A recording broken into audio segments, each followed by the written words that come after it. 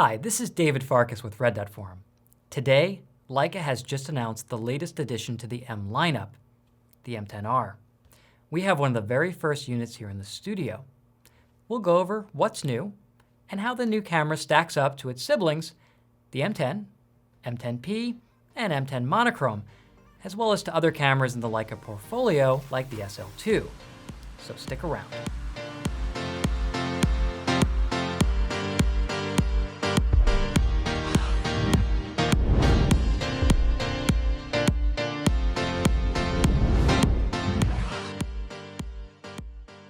Back in January of this year, Leica unveiled the M10 Monochrom, which showcased an all-new 40 megapixel sensor.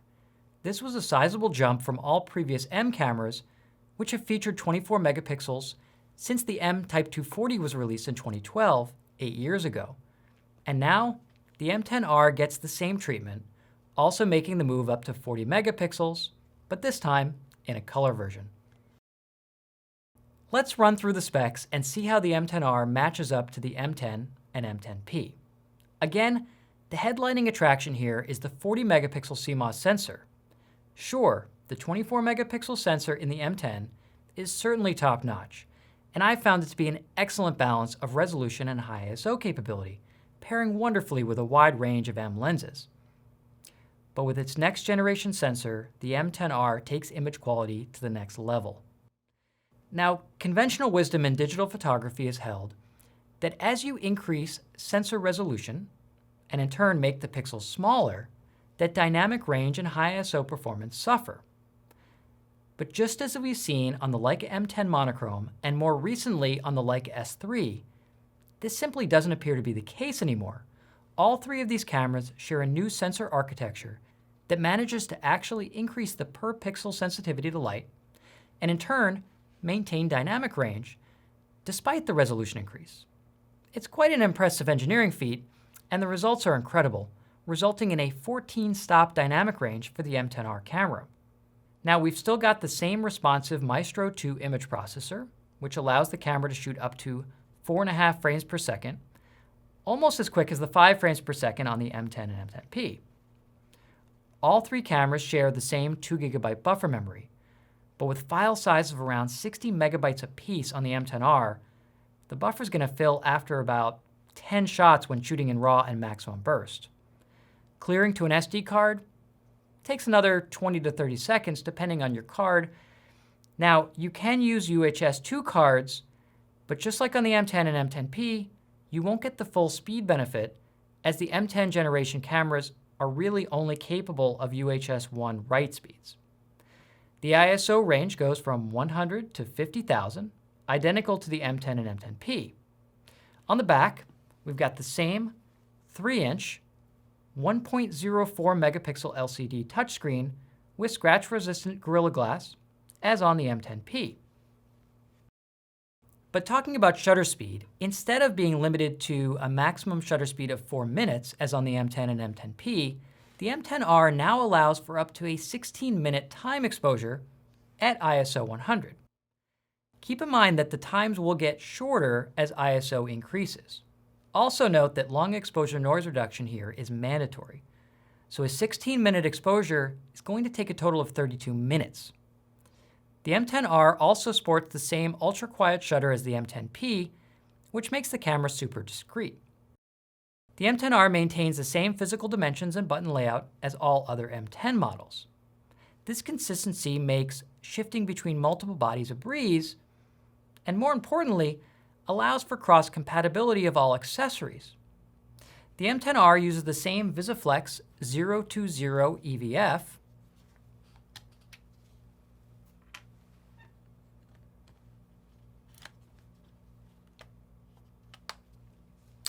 the same rechargeable lithium-ion battery, which is the BP SCL5,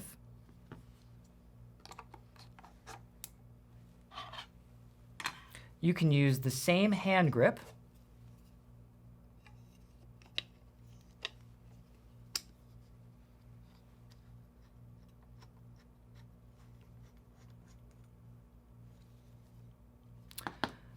as well as the Leica thumb support. But you do have to remove the EVF. You can't use both at the same time.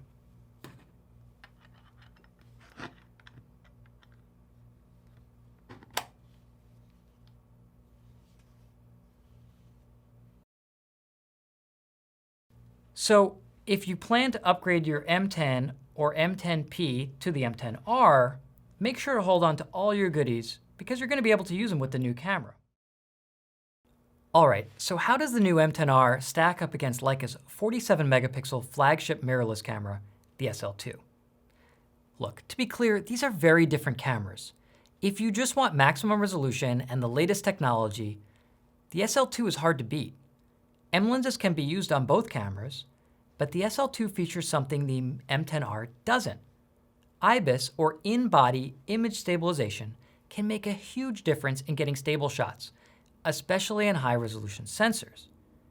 Additionally, it offers an exceptional range of native autofocus SL lenses, easy adaptability to hundreds of non-native lenses like M-glass, a gorgeous 5.76 megapixel built-in OLED electronic viewfinder, dual UHS 2 card slots, rapid frame rate, 4K video capability, and full weather sealing, to name a few.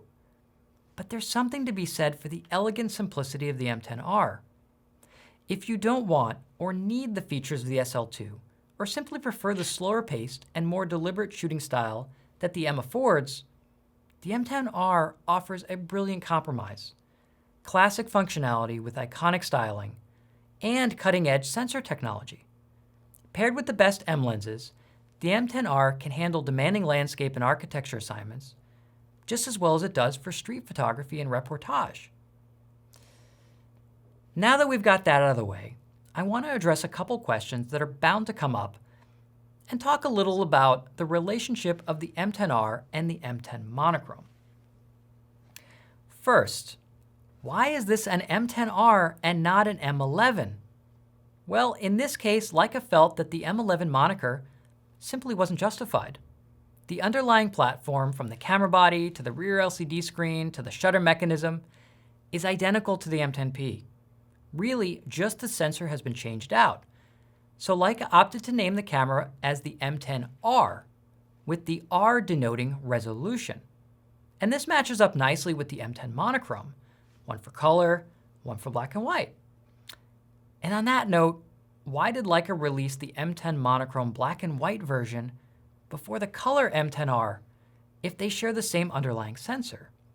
Hasn't this worked out the other way in the past for the original M9 Monochrom and then the M Monochrom Type 246? Well, yes, it has. But in this case, Leica started the R&D for both cameras simultaneously, and due to the lack of the color filter array, the development process went a bit quicker for the Monochrom. Rather than holding up both cameras to be launched at the same time, they released the M10 Monochrom first and continued refining the M10R. Now the color version is ready for prime time, and the lineup is now complete. In fact, the M10 Monochrom and the M10R share just about every specification, and aside from their higher sensor resolution, both cameras inherit features first introduced on the M10P. If you need a little refresher, the M10P brought about 3 significant changes from the standard M10: the ultra-quiet mechanical shutter, a built-in level gauge, and touchscreen functionality. Now, the shutter was a revelation. It's almost hard to believe how much quieter it is than the already subtle M10 shutter. A horizon level comes in super handy for landscape and architecture, and the touchscreen makes reviewing and scrolling around images that much more intuitive. So, all good changes for sure, and nice to see standard across the board now in the M10R, M10 Monochrom, and M10P. Now, having just received the camera, I haven't had an opportunity to get out and shoot with it. Thankfully, Leica has provided some nice, high-resolution sample images to get an idea of the quality of the M10R. Let's take a look at some of the samples, and we'll come back and wrap up with my final thoughts.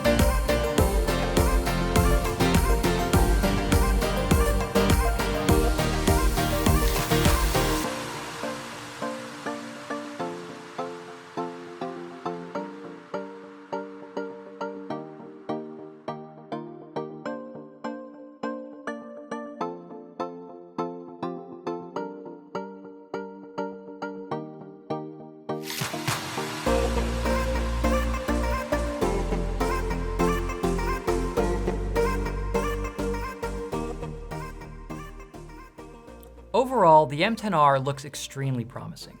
Built around the same proven platform as the M10P and M10 Monochrome, the M10R takes its place as the new flagship of the M lineup. The M10 and M10P are outstanding cameras. The M10R merely builds upon their legacy as classic M design meets the latest sensor technology. The resolution bump is a welcome addition, and the fact that we're getting 70% more pixels without sacrificing low light performance or dynamic range seems a win-win proposition all around.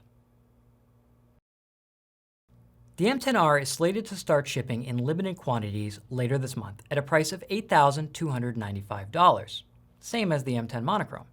The camera comes in two finishes, either in black chrome, like the one I have here, or in silver chrome.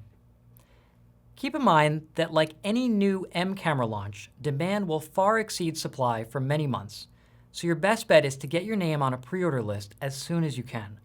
I'd recommend doing so at Leica Store Miami, either by clicking right here, or in the link in the video description below. No deposit or prepayment is necessary, and Leica Store Miami also accepts trade-ins. Thanks for watching. If you found the video helpful, hit that thumbs up. If you want to see more videos like this in the future, be sure to subscribe to the channel and hit that notification bell. As always, head to red.forum.com for the latest Leica news, reviews, technical articles, and more. Also, make sure to check out our ongoing Red.Forum Camera Talk live episodes, where Josh and I cover a wide range of Leica topics and take your questions on air. Until then, we'll see you in the next video.